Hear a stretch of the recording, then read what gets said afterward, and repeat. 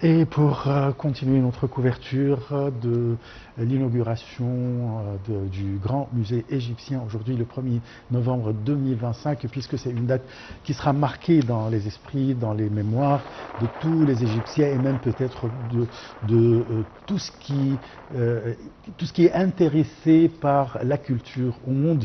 À cette occasion, nous avons le plaisir d'accueillir au bout du fil Monsieur Hazem Hachem. Vous êtes guide égyptologue.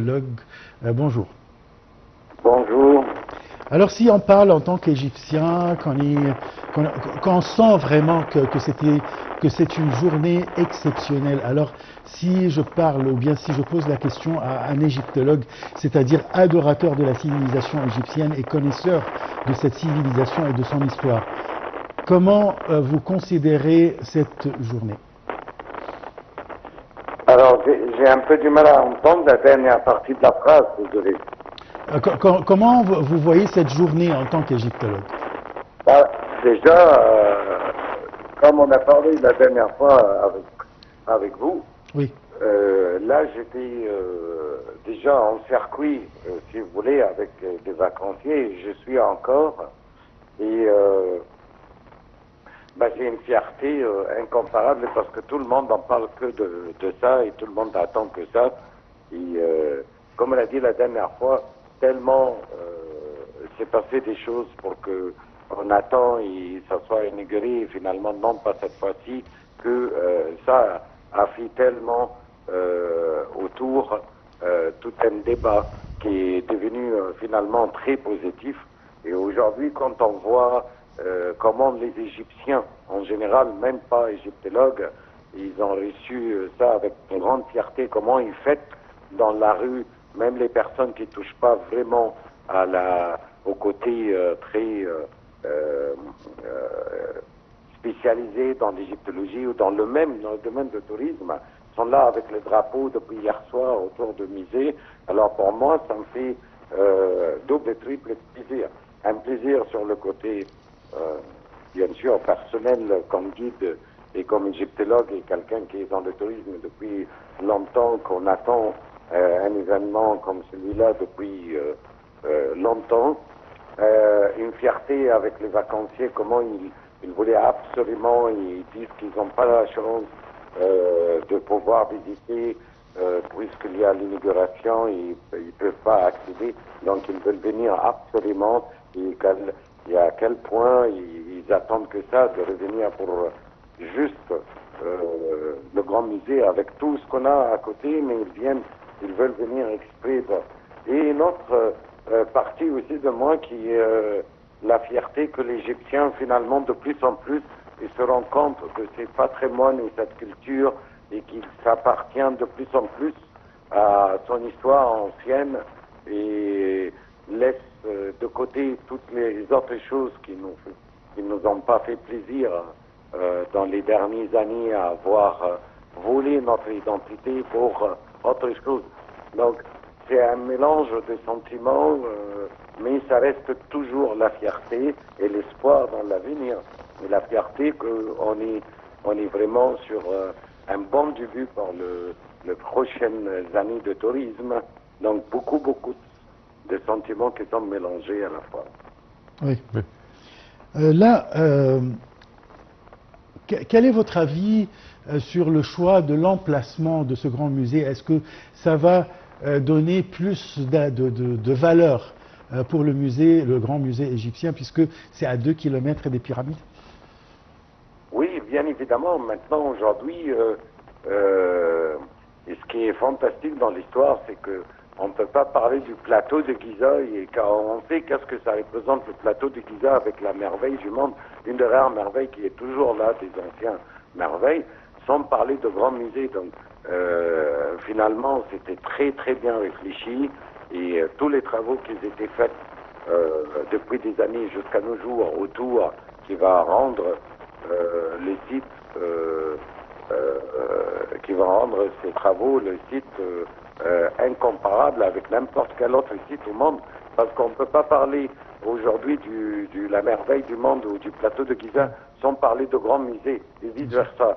Et donc ça devient tout un complexe touristiques à visiter absolument. Et aujourd'hui, le programme change. Vous voulez qu'on faisait, par exemple, Giza, plus autre chose, Saqqara ou l'ancien musée de l'Antiquité. Aujourd'hui, la logique fait qu'on visite les deux ensemble. Et si les gens ils n'ont pas le temps, donc dans une seule journée, ils peuvent aller voir le plateau de Giza et se rendre au musée, ou l'inverse. Mais souvent, c'est dans l'autre sens, puisque le musée, il ouvre tard. Et puisque l'architecture, depuis le début, elle était étudiée pour que ça soit en harmonie avec le plateau de Giza, et comment on peut, après la grande avenue des escaliers, la chaussée montante de passage des rois jusqu'à l'éternité, comme on a discuté la dernière fois, ça nous amène vers cette vue panoramique immense et super splendide sur le plateau et la merveille du monde. Donc c'est vraiment un très bon choix.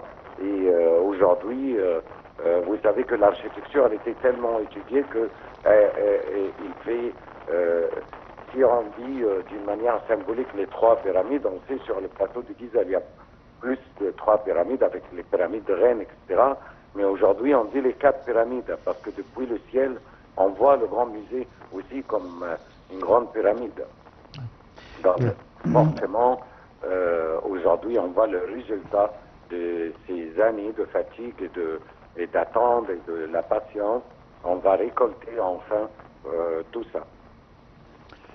Là, en tant que guide égyptologue, bien sûr, vous avez fait des milliers de fois, ou bien visité des milliers de fois le musée du Caire qui est à la place El Tahrir, on peut dire l'ancien musée, et vous avez déjà visité le grand musée égyptien. Alors, quelle est la différence? Pourquoi c'est mieux de voir les antiquités exposées dans le grand musée égyptien?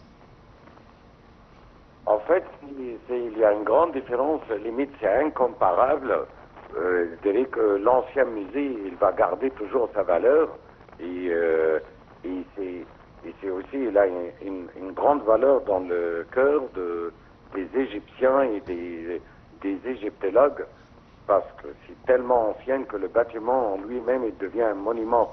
Et donc, finalement, moi je dirais que le grand musée va faire du bien à l'ancien musée de l'Antiquité parce que, comme vous savez, il était tellement entassé par des monuments qu'il devait respirer un petit peu et qu'il était exposé d'une manière ancienne un peu. Oui. Il garde son charme pour certaines choses, mais il devait, comme je viens de dire, respirer. Donc finalement, quand on va déplacer Toutankhamon et les autres monuments qu'on a choisi aussi de ce musée qui sont déjà déplacés. Plus peut-être par la suite on discute sur le côté est-ce qu'on va déplacer aussi la statue de Khéphren ou pas. Bon, enfin, ça va donner un peu plus d'espace et d'imagination à l'équipe, j'espère, de l'ancien musée de l'Antiquité qui puisse exposer dans ces salles qui occupaient Toutankhamon et les parties qui vont être libres d'une autre manière et ça va donner un peu plus de valeur. Les gens ils se demandent, et ça il faut qu'on le dise, parce que souvent j'ai cette question, qu'est-ce qu'il va devenir l'ancien musée de l'Antiquité? On a besoin autant de musées toujours, donc il va se mettre plus en valeur. Tandis que la comparaison entre les deux, bien évidemment, maintenant le GEM, il est dans une autre génération de musées. Il est vraiment... Tout à fait, tout à fait. Je vous remercie beaucoup, Monsieur Hazem Hachem. Je rappelle que vous êtes guide égyptologue. Je vous remercie et je vous félicite quand même pour cet événement, ainsi que je félicite tout le peuple égyptien et tout le monde d'avoir ou bien de posséder un tel musée extraordinaire, exceptionnel. C'est la fin de notre émission, ou bien cette partie de notre couverture de l'inauguration du grand musée du quai égyptien. Mais de toute façon, on va se retrouver dans quelques temps pour continuer notre couverture. Merci, Sarah. Merci, Achot. Merci, chers téléspectateurs.